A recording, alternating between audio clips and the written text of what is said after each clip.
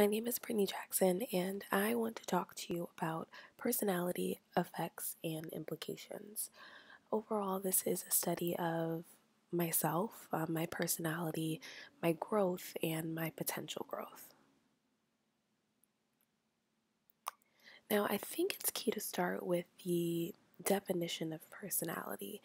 When we think of personality, it's almost as if you think of a person or a specific trait or an experience that you've had. All of those things somewhat become personality to us. So when digging a little bit deeper and actually thinking about what personality is, it's almost needed that we separate personality from the person. Now, when all of that is done and we dig a little bit deeper and we strip all of those extra things away, what we really see is personality as a system or an organization. Essentially, it's a collection of various parts, such as emotion, cognitive function, um, social interactions or social planning, all of these various subsystems that work together to give us what we know or give us the experience that we know as personality. Now, here, what's really highlighted is again, personality as a system, and then as well, the collection of actions.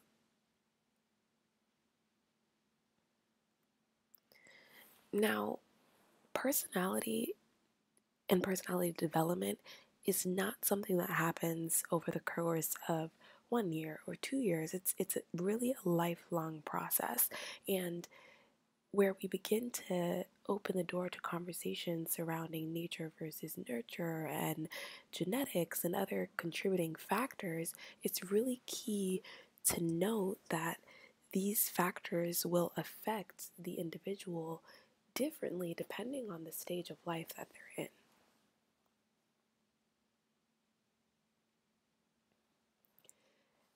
Now, again, personality development. We know a couple things that contribute to the development of personality, such as genetics, environment, parental involvement, and time and age. Here, what's really highlighted or what we want to focus on is the idea of the maturity hypothesis. Here, generally speaking, the idea is that genetics and environmental factors overall account for the personality changes over time. Now, again, this presentation is centered in myself as the subject. I really wanted to dig deeper into the experiences that I've had and the things that have contributed to who I am today, as well as potentially just a little insight into how those things will continue to affect me in the future. Identifying personality. Now, how do we identify personality?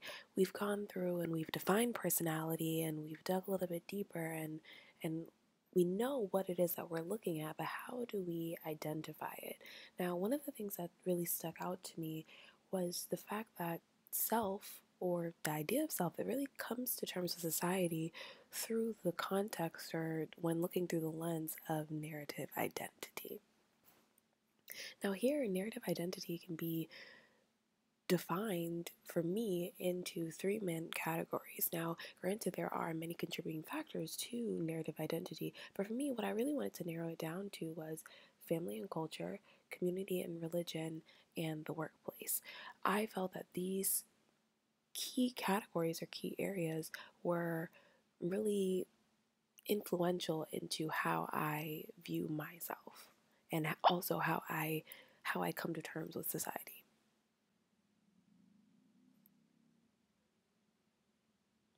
Now, family and culture. For me, I come from a West Indian background, but also a military background, as both my parents were in the service.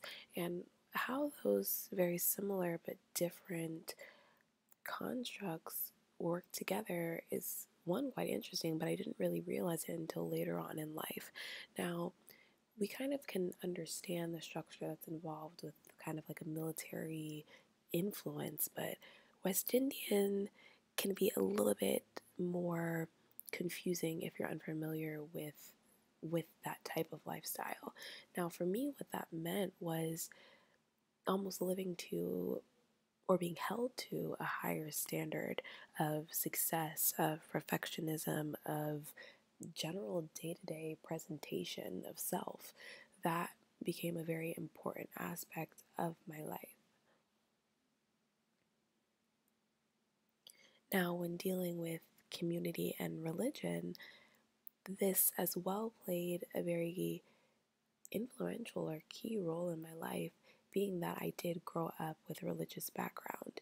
And here there was a main focus placed on not only consistent study and understanding of what it is that we believed, but also a standard of do the right thing and follow these standards, follow these rules. And though at the time it didn't seem like a strict lifestyle to be living, it was that. Lastly, the workplace. Now, obviously this is not something that I experienced when I was younger, but when I did come of age and get my first job and all of those things, I began to see changes within myself based off of the differences I saw between the way I lived my life and the things I thought and kind of just the way I viewed society versus the way my coworkers or my peers saw society and the way they behaved. I began to see changes in a few of the things that a few of the views that I had in terms of what does integrity mean or what is work ethic, what does that look like.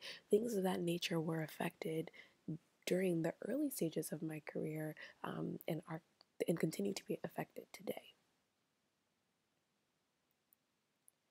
Now, given all of these things, who is Brittany? I would like to think that I classify myself or I identify as an artist. However, given what it is that we've just discussed, that's not necessarily known to be the case. Rather, it might be more accurate to define or classify or identify as an aspiring artist. And I say this to say, though my goals and aspirations and all of those things that we say, though all of those things are true, my background and my experience with my family, with my culture, with my religion, and now with my current workplace affects my ability to wholeheartedly grasp the idea of artistry and act as if that belief is true.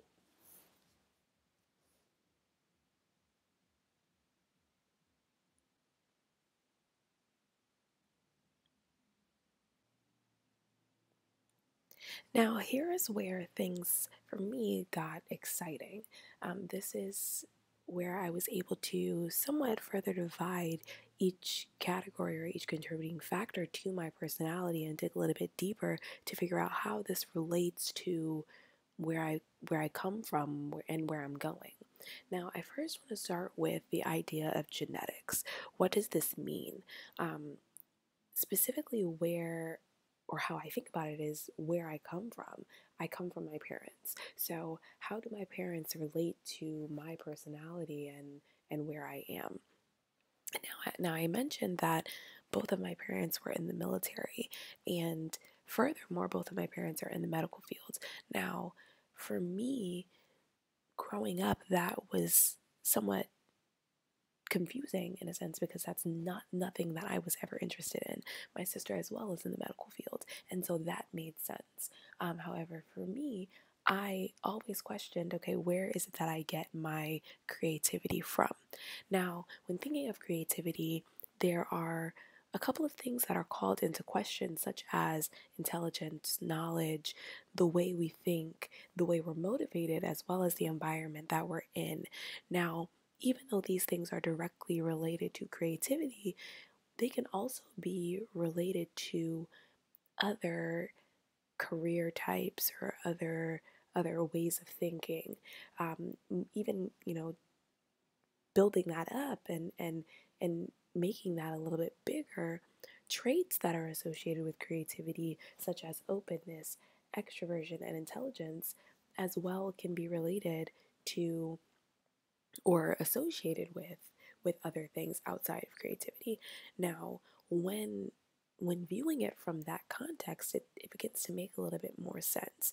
Specifically, just looking at some of the traits that, looking at creativity and looking at genetics, I am perceived to have or projected to have.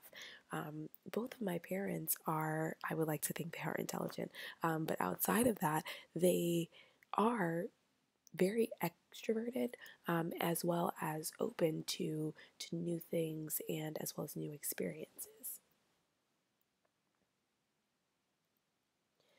Now, when getting into environment, this as well can be somewhat deconstructed, um, and then it can get a little bit confusing, to be honest. Now, one thing that I found interesting is that it's been theorized that that peer groups and social encounters during adolescence, that right there is seen as one of the differentiating factors in personality differences amongst siblings. Now, I mentioned as well that my sister is as well in the medical field, and I've always wondered, okay, we grew up very similarly. We both have the same parents. We grew up in the same household. We went to the same school, um, as well as we're not that far in age. So, what is it that makes us different, not only in some of our thought processes, but also in the decisions that we make and the way in which we choose to lead our lives? Now, here what's really highlighted is the social aspect and the aspect of the workplace. These are things that are often not shared between siblings. In my case, these are things that were not really shared between me and my sister. Um, like, we can start with social, though we did, generally speaking, have some of the same friends or experience some of the same things in school. Being that we were not in the same grade, it's somewhat impossible to say we had the same social experiences.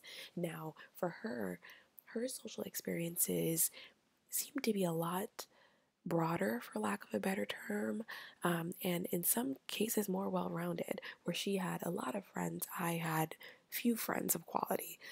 So that definitely played a role in our differences as well in the workplace, being that we started out somewhat similarly in retail. We kind of took different turns along the way, and the experiences that we had there with the people that we had in those various experiences as well contributes to the differences in our personalities. Now, when looking at parental involvement, this is really directly related to ego development and identity formation, two things that I really wanted to highlight right out the gate. Now, ego corresponds with a couple of different things, but specifically, it corresponds with an individual's understanding of self, and social context. Now, when kind of breaking this down and thinking of parental involvement, my parents were very involved in my life. They took me to school every morning, they helped me with my homework every night, as well as they encouraged me to be who I was and explore what it is that I was interested in. That for me, that type of involvement, even though it was something that they were not interested in, for me as a child wasn't even something that I noticed. Now looking back, I can see how involved they actually were, but during my childhood years, it was just something that we did. Now, going back to time and age, which is what we somewhat touched on earlier, and the fact that personality development is a lifelong process. It will continue to grow and change and develop into who you are. Now, highlighted here is really the considerations or the various considerations that happen somewhat in stages. When I was an adolescent or when I was a child, the involvement from my parents, for example, didn't affect me the way my parental involvement or the conversations that I have with my parents now affect me. Things like that, environmental influences, social influences, all of those things vary over time and vary by age. Now, when getting into some of the projections, we've again somewhat touched on this. Based off of the information provided, it is projected that traits in me would be that of intelligence, extroversion, and openness.